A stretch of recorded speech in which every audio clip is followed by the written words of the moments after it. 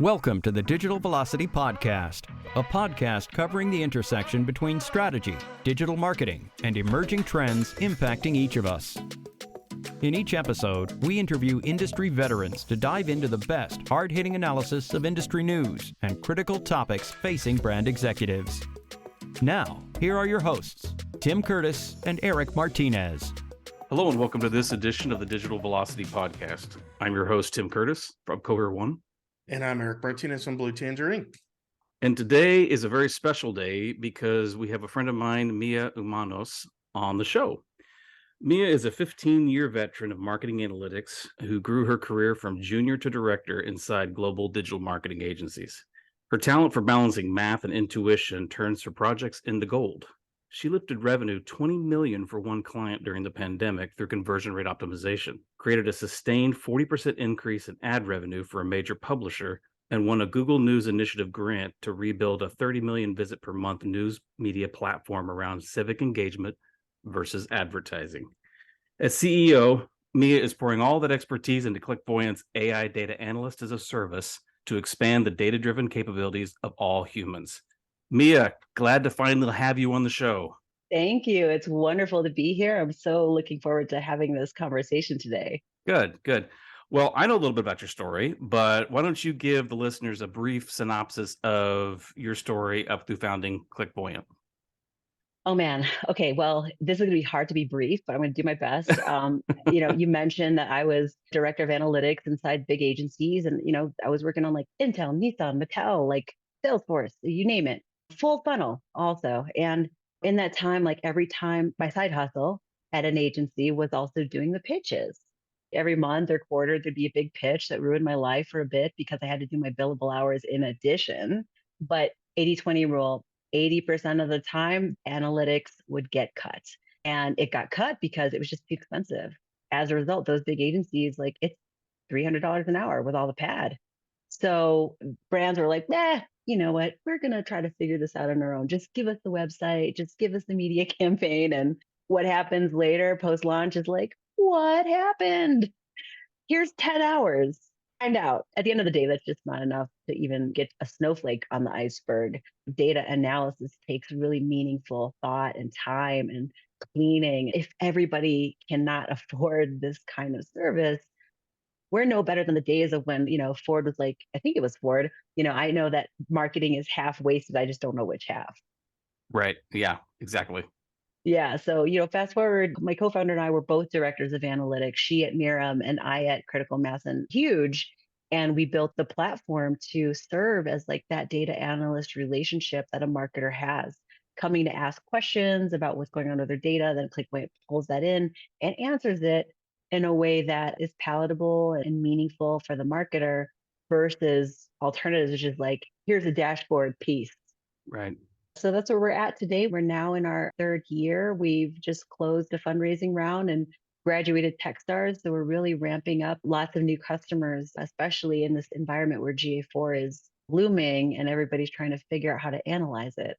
Yeah. Well, speaking of Google Analytics, so it makes sense that with your background in analytics and what you were doing on the agency side, all three of us here are very familiar with Google Analytics. We've worked in it for years. We're toying around with Google Analytics 4 now, trying to get ourselves acclimated to the new interface, etc. But what for you was the catalyst of bringing AI in with Google Analytics? What was that, and how did that start? Sure. Well, computation of data and the interpretation thereof are two jobs, right? The computation piece is very easily handled by a computer. In the world of Google Analytics, I'm sure most of your listeners are barely scraping the surface of what it can do. Yep, easily. It's like, oh, well, I've defined my KPIs because Avinash told us a few years ago, just these are the most important things, focus on there. But I'm sorry to say, Avinash is wrong. What? Did you just say Avinash is wrong? That is sacrilege. And we will burn you at the stake, Mia. Sacrilege, yeah. I believe that the dollars are in the detail. Here's what's happening. We talk about the tip of the iceberg with data. In the world of like where Don't Make Me Think was written, things like analytics an hour a day, in that world, it made sense. But let's just focus on a few things to help drive our business and that'll help guide us. And that's true. But we're in a world of TikTok, of Facebook, of Pinterest, of all these new things coming out. There is no human possible way to get a handle on all of the content distribution that a brand has to deal with. If we focus on like a few metrics that we care about, we're missing the deeper meaning of what people are doing, not users, but people. When I say to my clients that dollars are in the details, what I actually mean are the promise of big data was always that we could get to a one-to-one communication, right? But that promise and our practices of get a dashboard, you check the box, they don't match up in the middle. The AI that Clickvoyant has built is allowing a marketer to be in all those places at once, right? To say, I'm going to be in device types, I'm going to be in DMAs, I'm going to be in these pages and those clicks so that I can then bubble it up to the top and say, here's the X on the ground. Clickvoyant says, this is the X on the ground where the money is buried. And now, marketer, you could spend your time on the value added activities. Can you imagine the spend if you had an analyst manually try to do all that? Oh, I've written those proposals. Oh, I can't imagine. I remember one time somebody was telling me there was this company that they worked with and they did a data analytics project. What they do, they come in, they'd spend a day and a half with a team. And that first day, it was just data gathering. And then they take all the stuff, all the recordings from the meeting and everything, and they dump it to a team in India that night. They would put a massive team on that. And then the next day, they'd have a thorough analysis of all that data. It's kind of crazy, but it was $1 million project. Like you just spent $1 million in one day. Yeah. And you've solved for that. Sure. I mean, and think about like how many brands, and often like the $1 million is the start, Eric. Right. It goes way up from there. Data architecture, building data lakes, like we're going to get all this in one place. And then we're going to, send it offshore to, maybe an analyst who may or may not understand the culture of why the behavior is behaving that way, why the data looks that way. Also, there's no industry standard definition of what an insight even is. When you say that, have you guys checked out the Google Analytics Instant Insights? I've played around with it. Well, first of all, it'll always say, raise your budget. Yes. Yeah, exactly. Yeah. That's always the first recommendation. That's their answer. And that's the problem, which is why we're talking, because that's their solution, right, to every problem. Their solution to every problem, increase your budget 20%. It will never tell you, move budget from this DMA to that better performing DMA, and you will get extra, 20% on the dollar of your investment. It would never say that. As you're talking about that, what is the biggest issue or what is the biggest topic in the world of data analytics? I mean, you've just talked about, we used to have just a couple of platforms. Now we've got 20 platforms that we're distributing content on and lots of different ways and different devices and all those things. But underneath that is a lot of structure and infrastructure. And I don't think people quite understand even to do what I think is a relatively simple lifetime value report requires a ton of work to get the data in shape to even get that simple calculation. Oh, yeah. Well, actually, Eric, you're not far off. It is simple. But because we have technology, we've made it incredibly difficult. So the world that we're talking about is like, okay, all this bifurcated data is all over the place. We have 10,000 marketing technologies right now, all creating customer data on clicks, emails, whatever. The solution that we've been taught is big data. The solution that we've been taught is that $1 million project where we collect it all in one place. That solution is 3 years in the making. Actually, I said this at a conference last year. I said, who's out there building a data lake, right? And I said, who's been waiting 2 years for the data lake to be ready? And so many chuckles from the audience, because from an enterprise standpoint, not only is that data lake or data warehouse project years in the making, oftentimes because the data talent pool is so competitive that the person running it leaves before it's done. And some other cat has to come in, take it over. All the time, all the time, all the time. They take it over and then they're, oh, but actually, let's change it because this is the better idea because I'm the new cat and I need to make my mark. And then they leave. What Clairvoyant's thesis is that we don't need big data. We actually need boutique data. We need boutique data in the sense that to get the lifetime value, to get to what correlates to down funnel milestones, you actually need only the data that you need from the different places to pull that data together to answer that question. And then when we want to answer another question, then we get the boutique pieces of data that we need to answer that question. And that is the underlying industry wish of every director of analytics out there. I don't care. Put me in front of a line of directors of analytics and tell me that they will not say to my face, I wish we would analyze the data that we have already. It's funny that you say that because what just went through my mind was the data lake will allow us to do all this incredible analysis, and they end up, because it's so much data, they just build reports. Everybody gets really excited about for 2 or 3 days or 2 or 3 looks, and then they set it aside and they put it away and they never look at it again until next year's meeting. They're not really looking at this stuff. So you're pivoting the strategy. Sure. Really say, hey, I'm answering one question at a time. And this is the data that I need to answer that question and get the answer. That's brilliant. Analysis and analytics and insights are not that different from marketing needs, right message, right person, right time, right place. So, let's talk about that. Let's take it apart for a second. Right message. If I am a marketer that's like 100% focused on, maybe I'm taking a brand to market and they just really need to focus on awareness campaigns. If you come to that marketer with an insight about what is going on in the CRM, they don't care, right? That's not my strategy right now. It's not my focus right now. Let's talk about right person. So we've done a lot of jobs to be done interviews with our customers, and that's mostly marketers. What they say most often about a dashboard, whether it's like Looker, BI reports, it's like, you know what?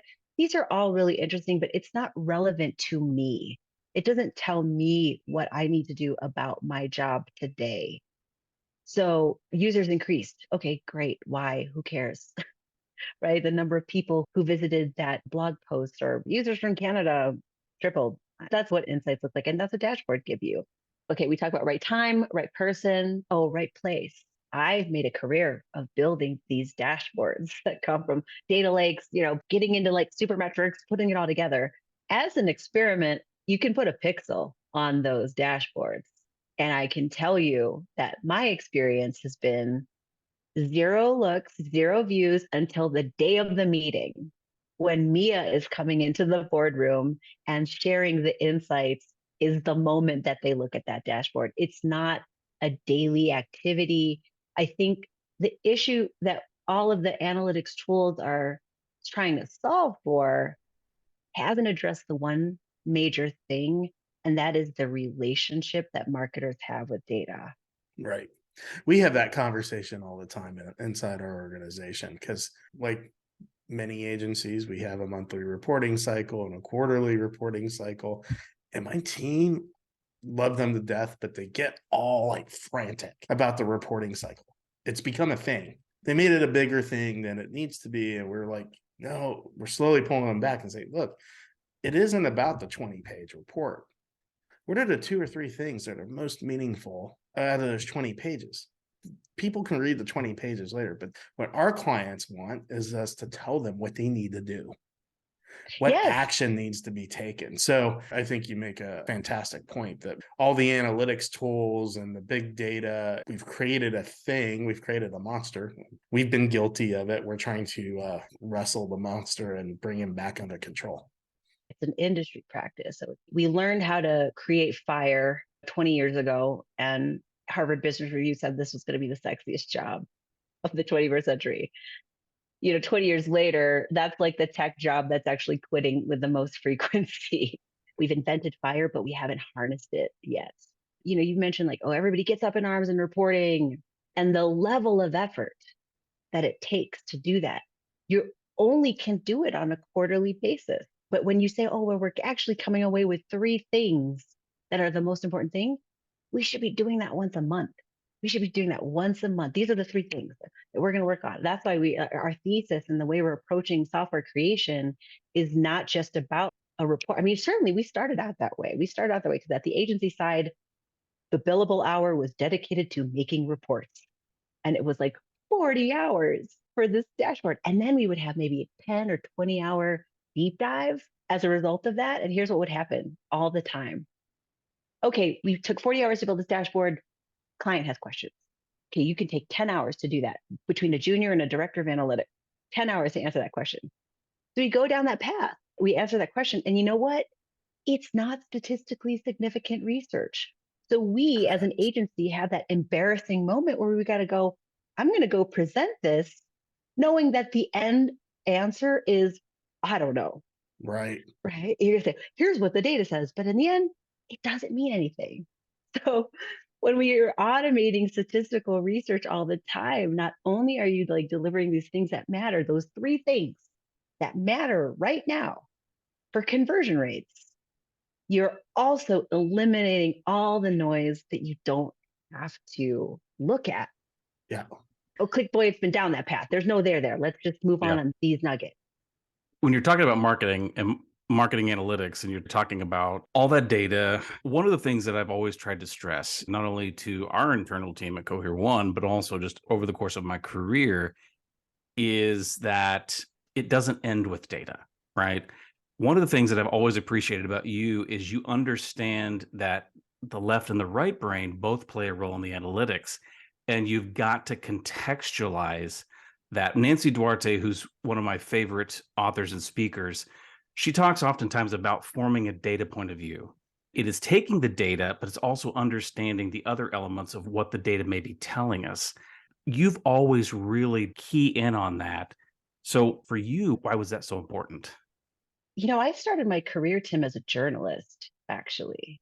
Pretty quickly honed my skills for listening to people. There was one moment where, as a junior journalist, I was interviewing this person who wrote a book about biological invasion of invasive species. And I'm interviewing this person. I play back the tape. I've got this data. I'm playing back the tape and I listen to myself talking all over his answers. I am just interrupting, finishing his sentences. That was an incredible learning moment to me. That is actually what we're doing today as an industry with the data.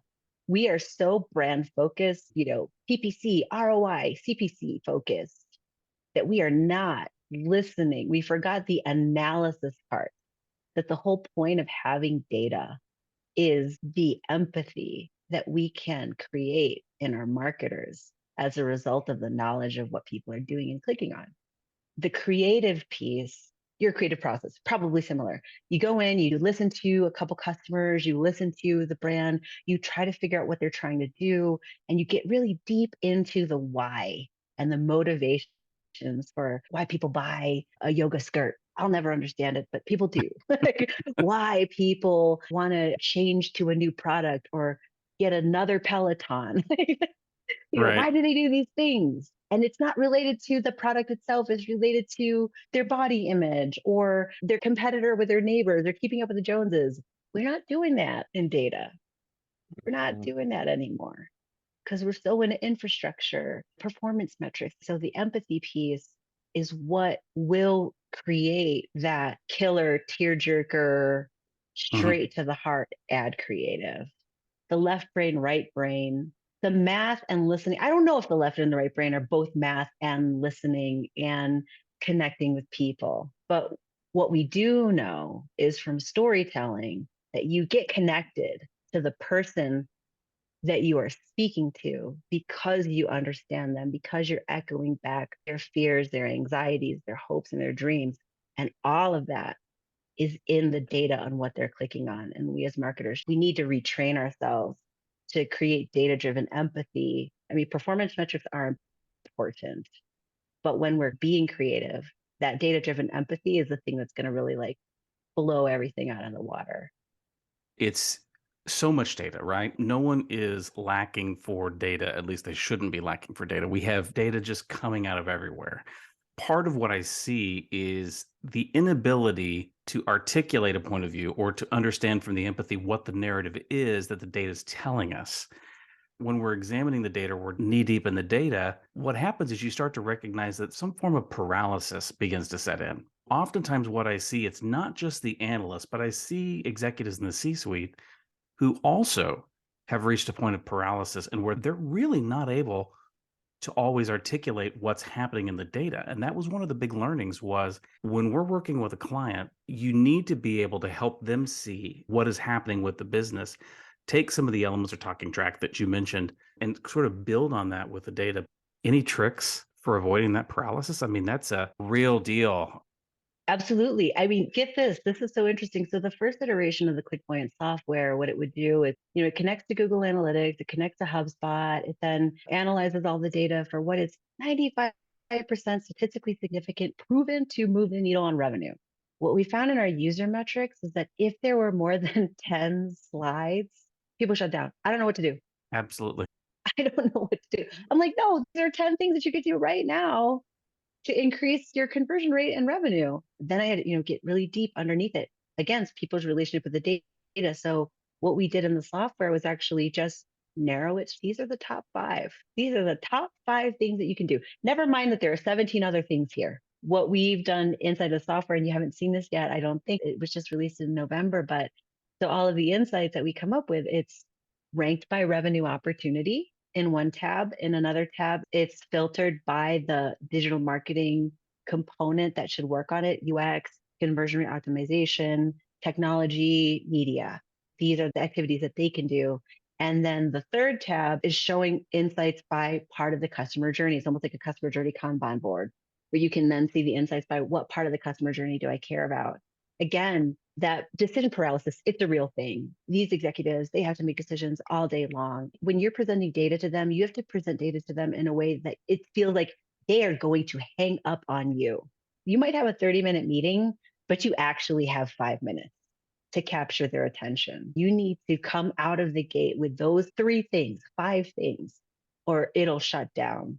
And also at the end of the day, the relationship with the data is, I don't necessarily want to be told what to do. I would like this to be a relationship, a conversation. I want to be able to influence. So that's the psychology behind the data-driven action. So like if you can grab the attention in the first 5 minutes on the top 3 things, the next thing is leading somebody to come to a decision on what the marketing strategy is going to be.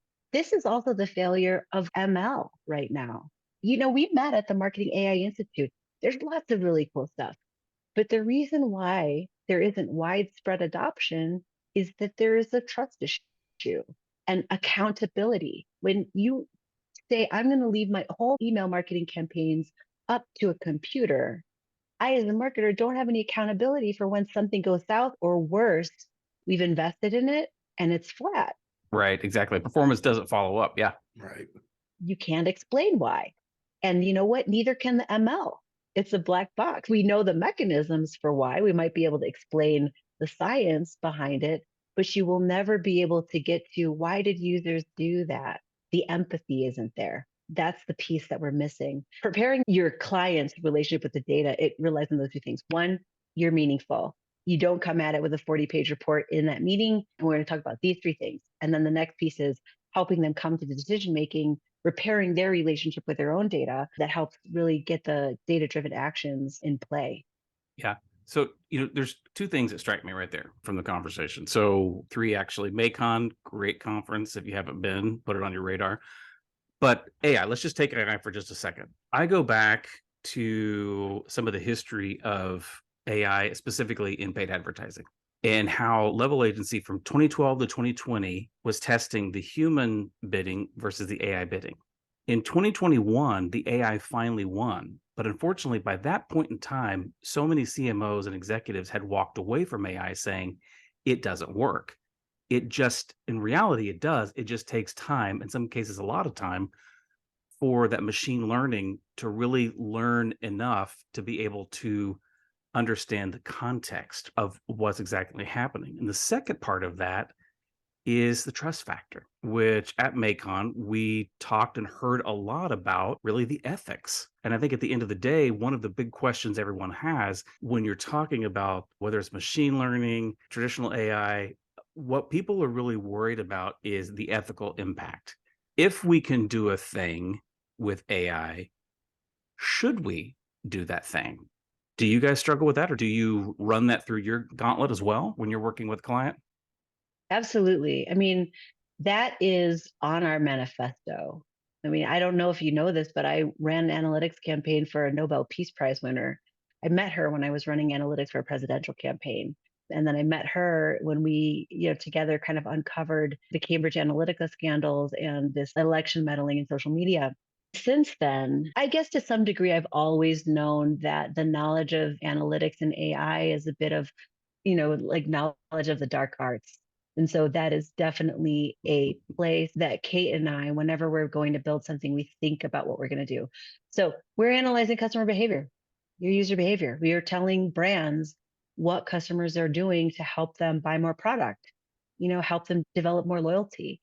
Things like that could be used to, drive a 18-year-old boy to buy a gun. Those are things that we talk about all the time. We draw a clear line in the sand. Clickvoyant, won't accept like any political customers. We won't accept anything related to guns or weapons. That is a company culture choice. I grew up with guns. My dad hunted. I hunted. My brother still has a small arsenal in Florida. But, in terms of like a greater good, the greatest good that we could do is to, inhibit those types of transactions, enabling that on our platform. So I think every company is going to err on wherever their culture leans.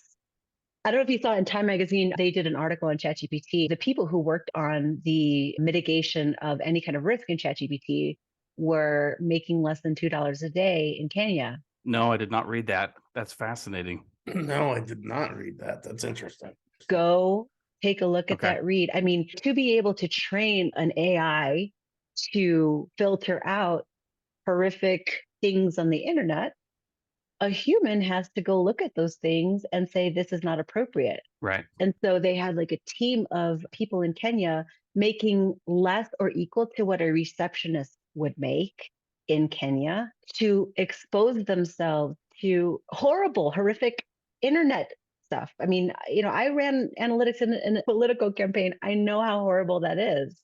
And so they're getting paid the same as a receptionist to do that kind of work. And now ChatGPT just sold to Microsoft.